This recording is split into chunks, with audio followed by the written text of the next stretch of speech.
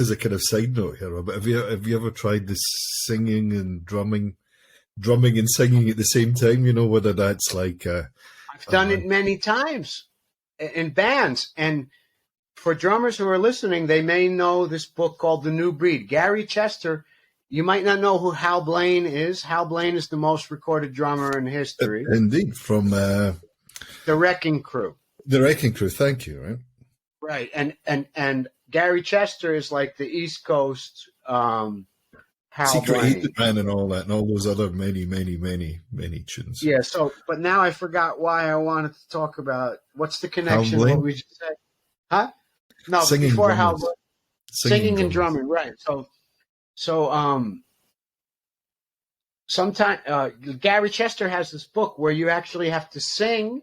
You sing the quarter note, and each of your limbs is playing a different rhythmic pattern. And then you go to play the quarter note, and you have to sing the written phrase. So singing and drumming is really important for the coordination, because it's already really hard. When you play drums, most of the time you're playing three things: snare, bass drum, hi-hat, or cymbal. But you can be playing four independent rhythms and then singing on top of that. And how about harmonizing on top of that? I used to play with this Irish guy. This is actually how I met my ex-wife. I used to play with this Australian guy in Irish pubs, and he had a MIDI guitar where there were bass notes in the first two, and the E and A string, and I would play a cajon with a shaker, and with my hand, it sounded like a drum set. So I'd be like boom chicka tack chicka boom boom cack, whatever. And if I got tired, I'd have to change the shaker hand. So I'm playing the bass notes and snare with my right hand, boom, crack, boom, boom, crack, while I'm going chicka chicka chicka chicka chicka with the other hand. And then in the middle of the song, while I'm singing, I have to change hands and not drop a beat. This was a great, amazing exercise for coordination and for resonating poison out of your body. You know? Yeah. Excellent stuff, man. Tell us an artist or maybe even a genre, Robert, that you just don't get. You know, something that's maybe you feel I thought about this for a long time. When I was a kid, one of my heroes was Ginger Baker. But Ginger Baker was not a good drummer. And when I got to understand more into drumming, I realized the hype was too much. And I think if I say that a particular band is overhyped, it's kind of disrespectful, even if it's accurate, because it's one thing to tell your friends intimately, I think this is bullshit, but to like say that on a platform where thousands of people can potentially hear that. But for example, Medeski, Martin, and Wood, this groove thing, it's like, okay, I could have done that when I was 14 years old. For 10 minutes, we'd smoke a joint and fucking play 10 minutes and blah, blah, blah. Right. Okay, this is not like anything, you know, but they're really big, but they brought it to a level. They're very successful and good for them. You know, I'm very happy for them. Yeah, so... Have you seen the Ginger Baker documentary? Yes, I love it, man. And it opens with him smacking the guy in the mouth, right? The director. Have you read his autobiography? No, I'm a bit like you. I'm not really a Ginger His Baker autobiography fan. is basically how I copped drugs while I lived the rest of my life. Like the rest of his life is secondary to him copping drugs. And that's how bad it was with him. And that's why he was a miserable fuck.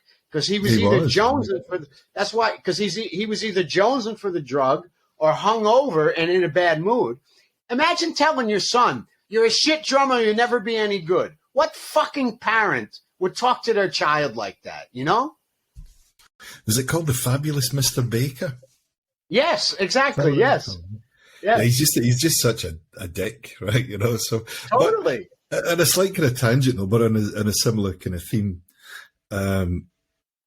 for me as drummers, I think you summed it up quite well. You don't mean this in a kind of personal, direct thing. Not that anyone famous might be listening or care for that matter, but I never really got the hype behind Keith Moon. So people will ask people who are not drummers, Keith Moon. Yeah.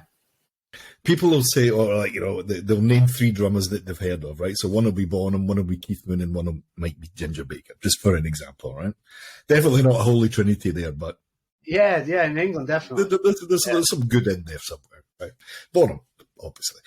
All my heroes when I was a kid. All. Yeah, totally, man. He seemed like a good guy as well, right? A little adventurous in his lifestyle choices, shall we say? But you know, a phenomenal drummer all the same, right? Just sadly missed him. What could have been. But Keith Moon, man, he always still seemed a bit like a dick as well. I don't know whether it was just his persona or he was hyperactive or lots of drugs or a combination of those things. Another thing is, Craig, think about it. We're talking about this from the perspective of our age. Imagine being an 18 to 22-year-old guy from some place that nobody ever heard of.